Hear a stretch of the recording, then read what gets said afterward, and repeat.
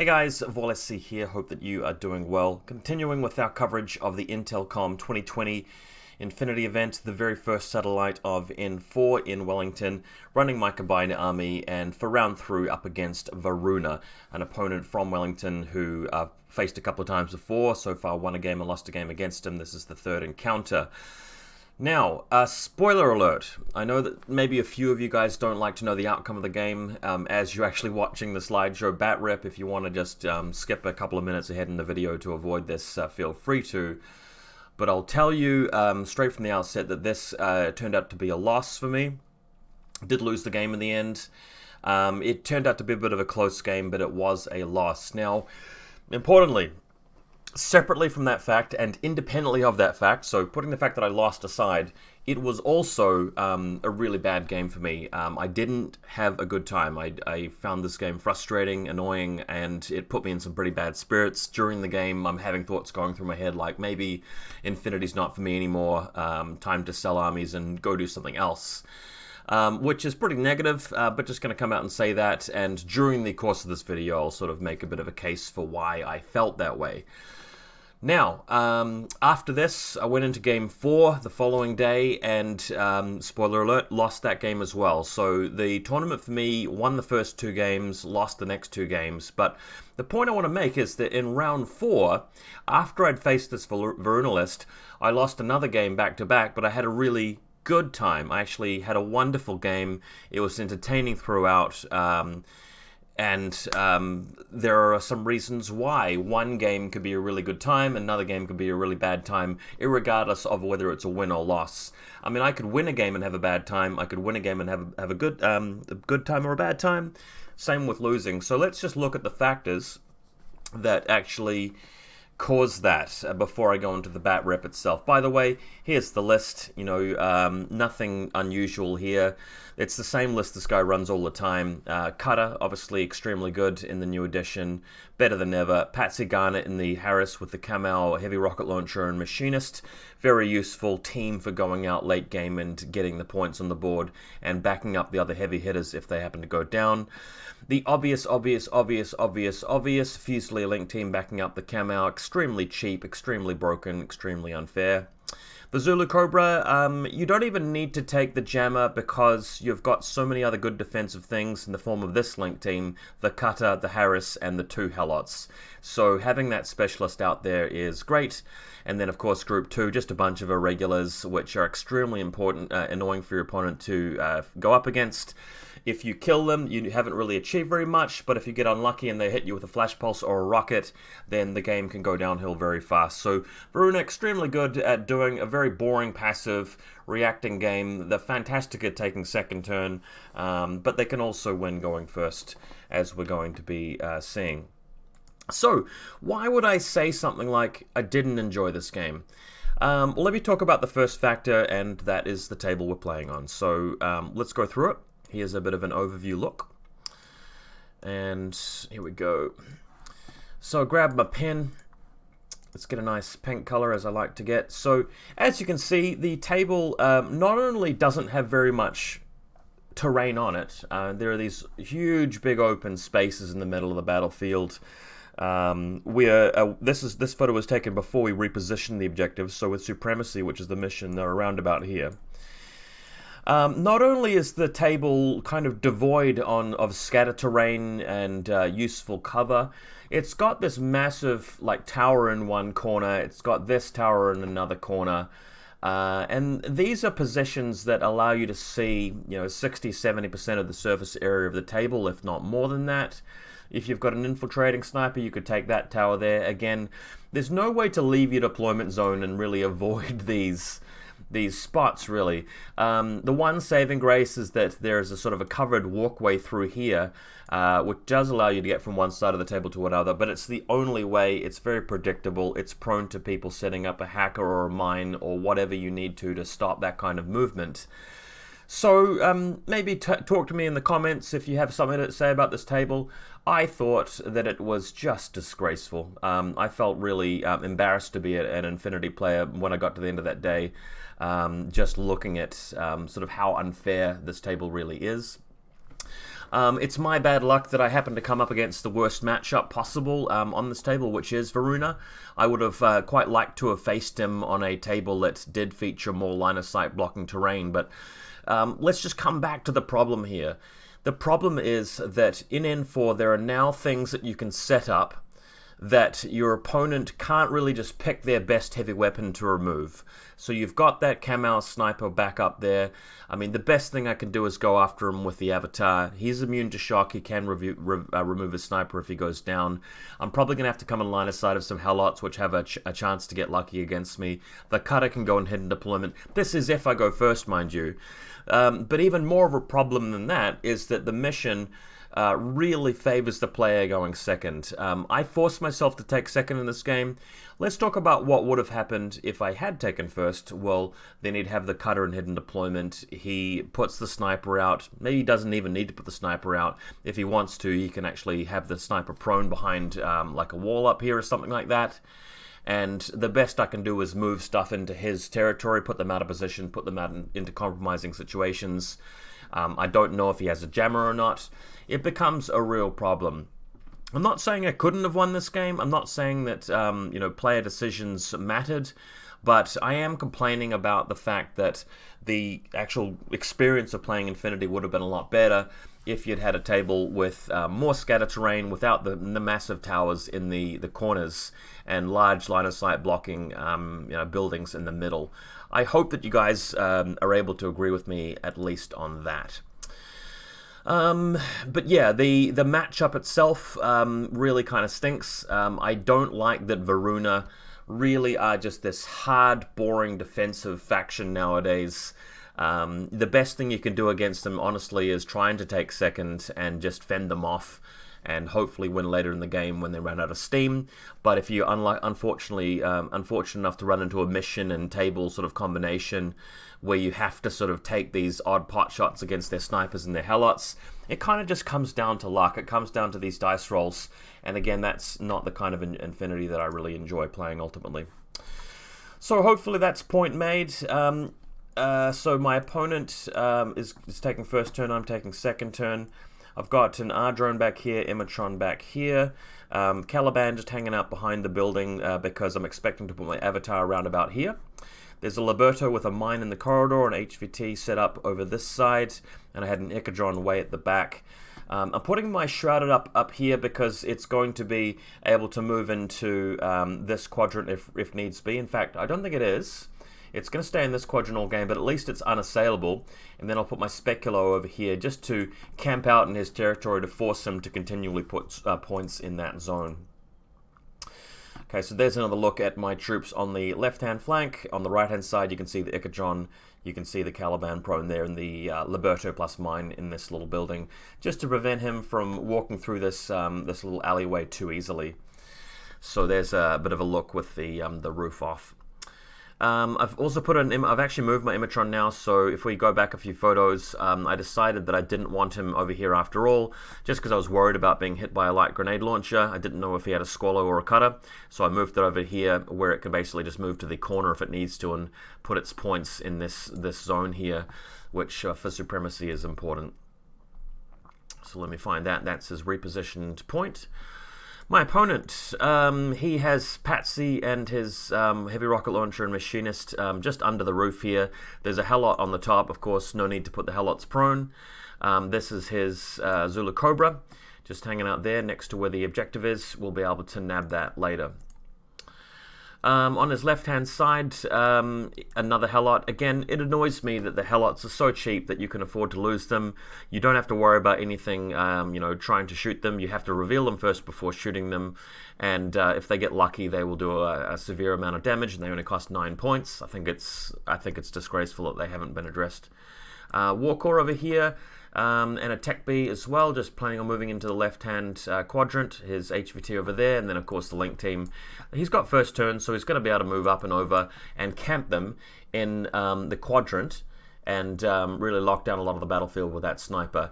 He did consider using the big sniper tower, but correctly decided that he doesn't even need it. This position over here, this wall, sees almost all of the table anyway, and by putting them up here, it means he can put them in the zone, whereas if they're in the tower, they aren't controlling the zone for Supremacy. So Good move.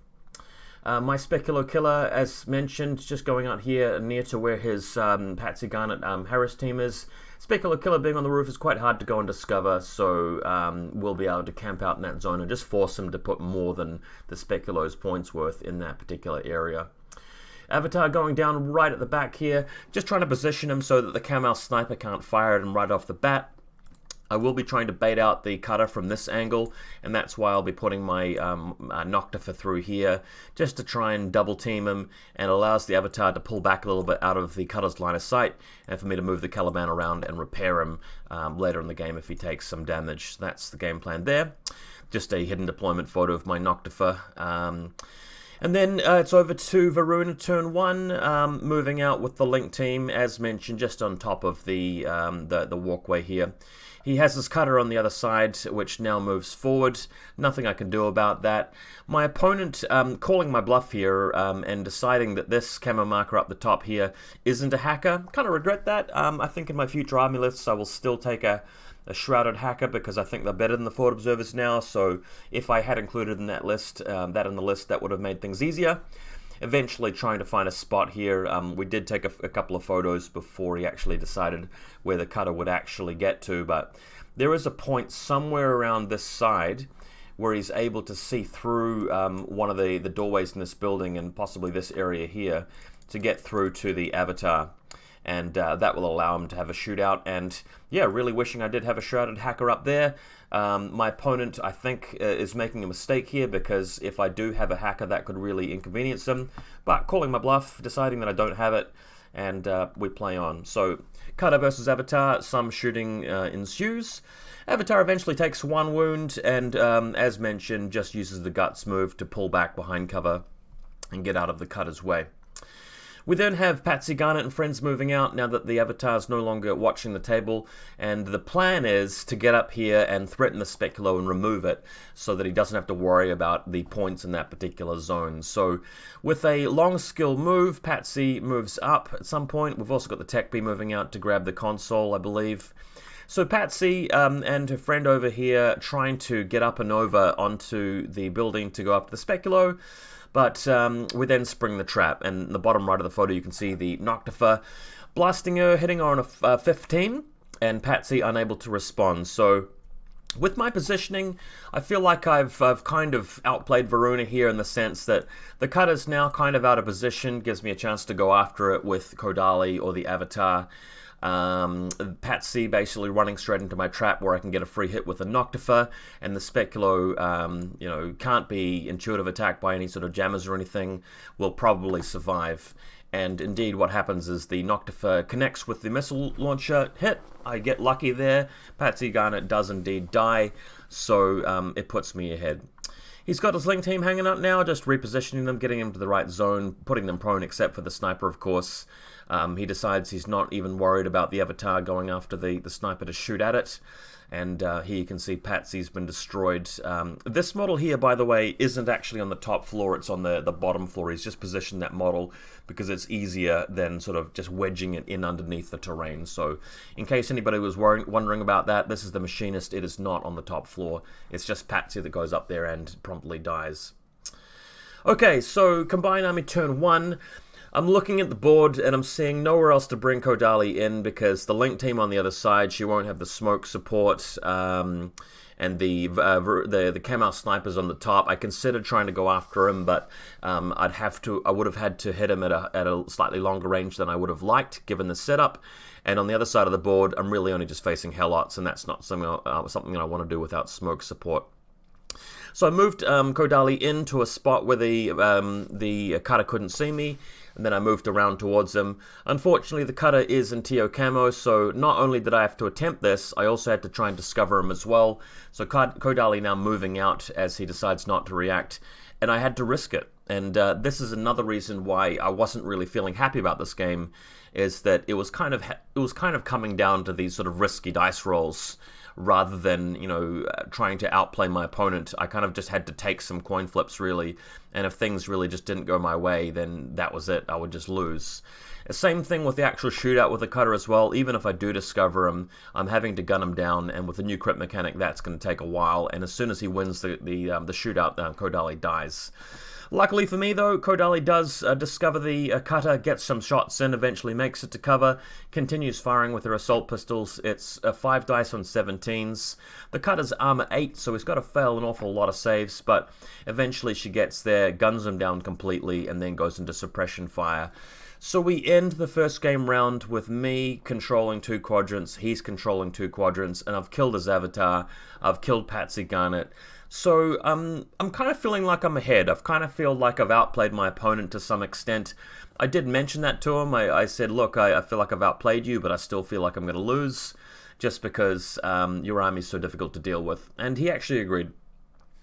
So, Avatar over here, I think I just moved him around a little bit just to get a little bit of line of sight. The Noctifer, by the way, has been removed by someone or other. I think it was either the Cutter himself or the Varuna sniper, so Noctifer definitely not there anymore. So what he decides to do is just pick up with his entire squad. He moves through. They're mostly moving above the building here, and a couple of them around the side. The Liberto in the interior is completely ignored. So the team moves around until I get line of sight of Kodali. Here they are sitting up next to my my HVT. So this is pretty close to my line. And then, of course, the sniper is able to shoot out at Kodali from that side. And then at the avatar, I'm just going to close this photo for a second and just come back to the original picture of the table just to illustrate what actually happened here. So note that the Link team was originally set up. We'll just grab the blue. Link team's originally set up here. Kodali is here in suppression fire. She's just destroyed the cutter on that position. So the Link team now moves up and moves all the way around here and uses this angle here to shoot at Kodali, easily killing her. The avatar's here, and the Link team now shoots at the avatar. Because their silhouettes are high enough, they can actually see over. Avatar can't go prone, so they'll be able to see the back of his base. So that's what's happening here. He is taking a bit of a risk, but this is the best play that he can come up with. And again, just to explain one of the reasons why I was having a bad time during this game and, you know, didn't really enjoy it, didn't feel like it was a good game, is that we're both just taking these risks which just come down to dice. There's no real opportunities for us to sort of outplay each other to the extent where we get some really good odds going our way, can get the jump on the opponent. The table doesn't really lend itself to that. So what you have here is the Kamau sniper shooting just beyond Sepasator range, firing at the avatar, using AP rounds. I've already taken 1 wound, but again, this is a guy who's BS 16, goes down to 13s. Avatar can shoot back on like an 11, or dodge, no, can shoot back on a 9 or dodge on 11. I ended up dodging towards the end of that, shooting towards the end of that because I wanted to remove him. But eventually, luck goes his way, and he does manage to kill the avatar, which can't really complain about in terms of the dice. I mean, I got lucky to destroy the cutter. I could have easily lost that. I got lucky to kill Patsy Garnett with a Noctifer. That could have easily failed. He's gotten reasonably lucky to kill the avatar. That could have failed. It's a pretty normal game in terms of dice rolls.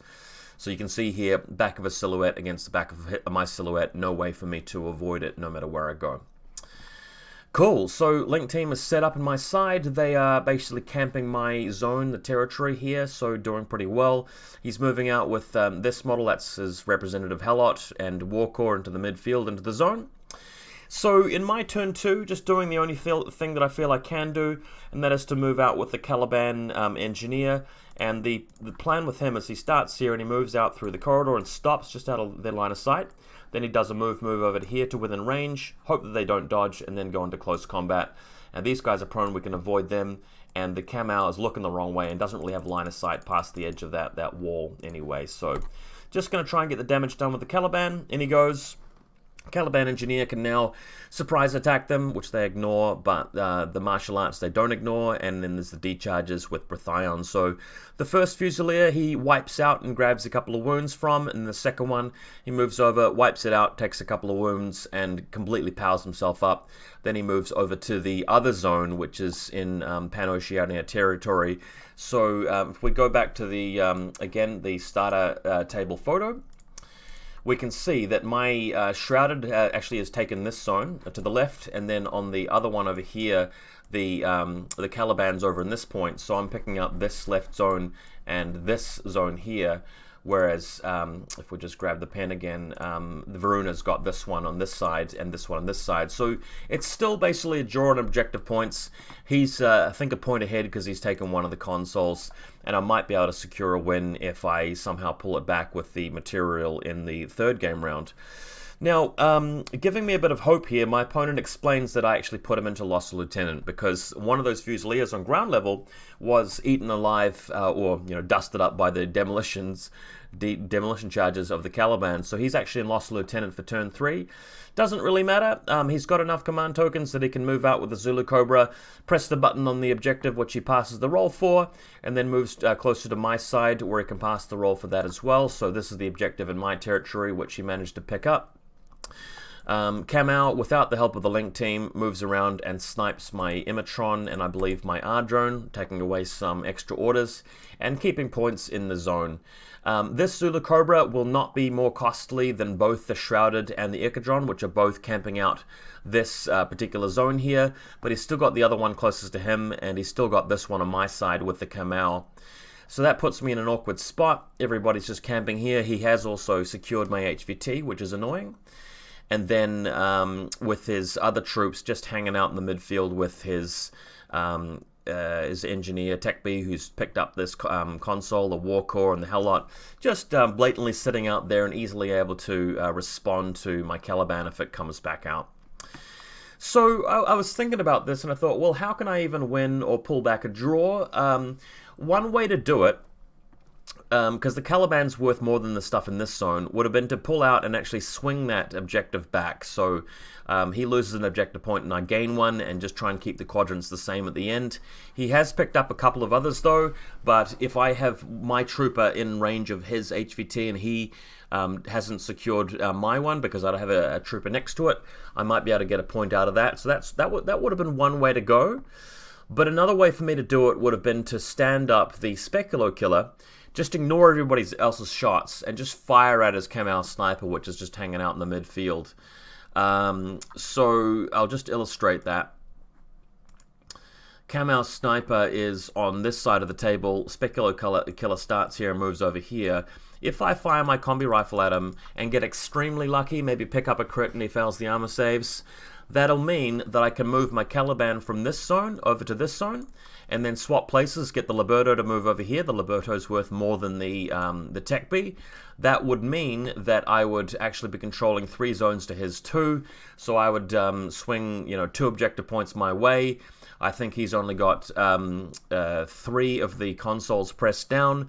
I would then be able to secure the HVT, so I would have been able to pull out off a draw. So in this position, a draw is possible. I just have to take a massive risk moving out with my Speculo. He was trying to dodge with his Hellot, but I don't quite think he managed to dodge into the zone, although that's pretty dangerous for me. If he pulls that off, then the Liberto is not worth more than both the Hellot and the Tech B. But that's the best I could have hoped for. Speculo does indeed try it. Here we see him firing his combi rifle at the Kamau. Unfortunately not getting ridiculously lucky, and the Speculo just dies, which means my opponent wins a fairly significant game. Not a major victory, just a minor victory to him. Well played. I thought he played all right. I personally think that I played a bit better, but again, the nature of this game was unfortunately quite weak, quite poor, because of the table layout and the matchup and the kind of game that we have to play in N4 with this kind of mission.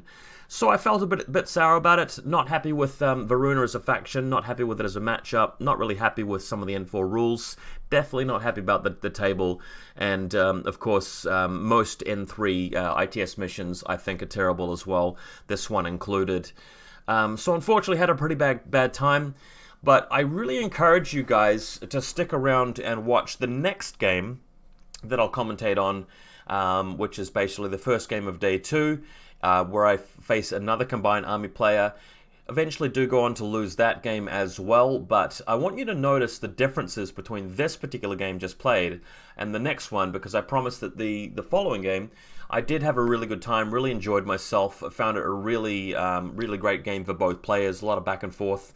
And what we'll do is together, you and I, we will take note of the differences and the reasons why that game was a better game compared to this, and we'll do that contrast and compare, which I think will be really illustrative of what I'm trying to say.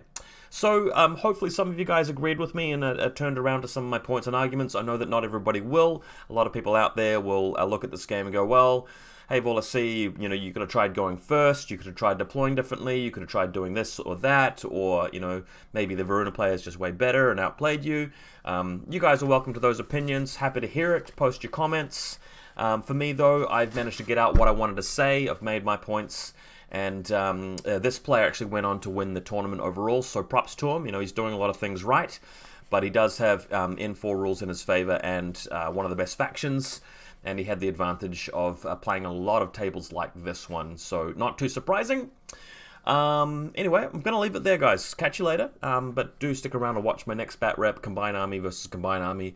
It will be the Norkius list against the Coronted, which will be quite fun, so stick around and catch that.